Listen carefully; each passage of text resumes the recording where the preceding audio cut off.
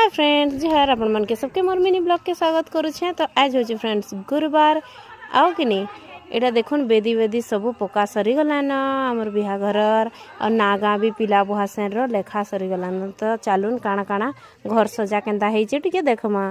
तो आमर आड़े एंता बेदी पकासन देखुन आ एटा से भेरु काना स्वर्गी खोमा की काना गुटे गाड़सन। तो यहाँ गड़ा होचे आटा देखो पिला टुकेल ना लिखाई गलान शुभ्रकांति सहित अभिषेक। तो कल मैट पड़वा आज गुरुवार एथर ले मुझे घर साज सजा केंता होचे टिके देखाई देमी आपण मन के। चलन आउ अंधार होची भल कर देखवानी देखन ए घर ना तो लाइट नी न रे बिहा करूछन।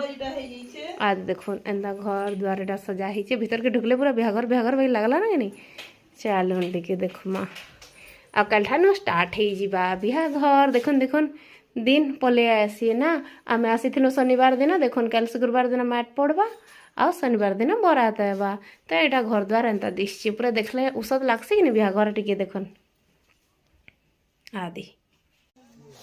तो घर तो हटा एंता सजा होची आर इटा बेदी जगह में फिर बाहरी आसली न और सबुआड़ इटा लिपा घसा हे गला न। तो आज का भी टेंट सामान लागवा राती। तो कल ठानु बिहाघरटा एंजॉय करमा आपण माने मोर ब्लॉग के टिके टिके देखुथिबे और कमेंट करी बताबे केंदा लागला जी।